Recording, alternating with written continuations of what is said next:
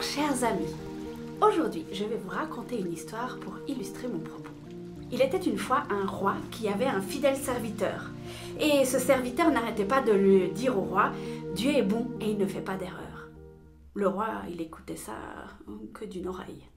Mais voilà qu'un jour ils sont partis à la chasse et ils ont dû tuer un lion, mais juste avant qu'ils puissent tuer le lion a sauté sur le roi et lui a arraché un doigt. Pendant que le serviteur soignait son roi, il lui a dit « Dieu est bon et il ne fait pas d'erreur ». Le roi s'est mis dans une colère mais internationale parce qu'il s'est dit « Dis donc, t'es qui toi? Regarde, il me manque un doigt. Tu crois quand même pas que je vais dire que Dieu est bon et qu'il ne fait pas d'erreur ?» Et aussitôt, il a mis son serviteur en prison. Mais dans sa prison, le serviteur continuait à dire « Dieu est bon et il ne fait pas d'erreur ». Un jour, le roi est reparti à la chasse. Mais ce jour-là, il n'est pas tombé sur un lion. Il est tombé sur une tribu qu'il a capturée. Et dans cette tribu, ils avaient une particularité, ils faisaient des sacrifices humains. Quelle aubaine, ils avaient un roi sous la main pour le sacrifier. Alors ils l'ont préparé en vue de leur cérémonie, mais juste avant qu'ils le sacrifient, ils ont vu qu'il lui manquait un doigt.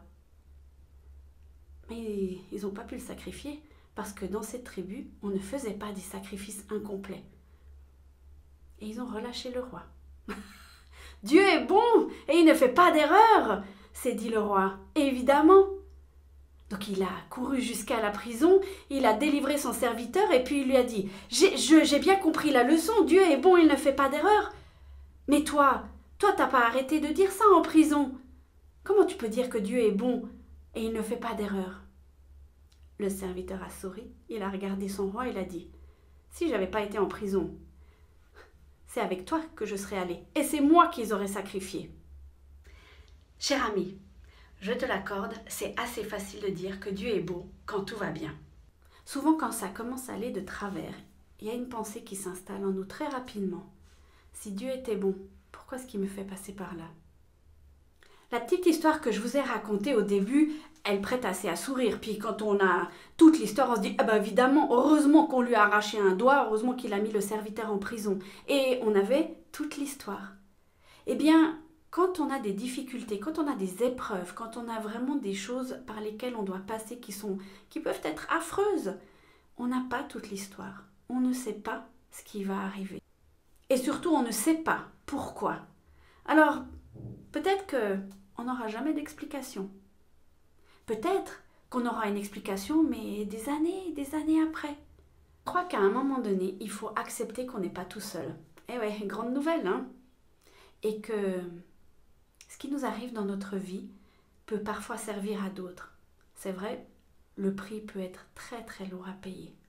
Et ça peut être tellement difficile, tellement compliqué, mais on ne connaît pas la finalité, on n'a pas toute l'histoire.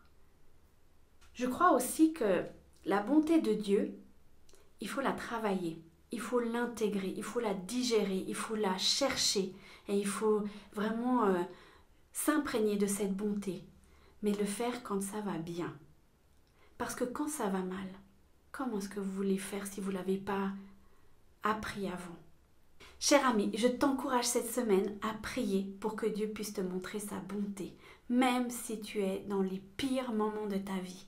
Parce que Dieu est bon et il ne fait pas d'erreur. Je te souhaite une excellente semaine. Sois une bénédiction pour quelqu'un d'autre autour de toi aujourd'hui. À bientôt!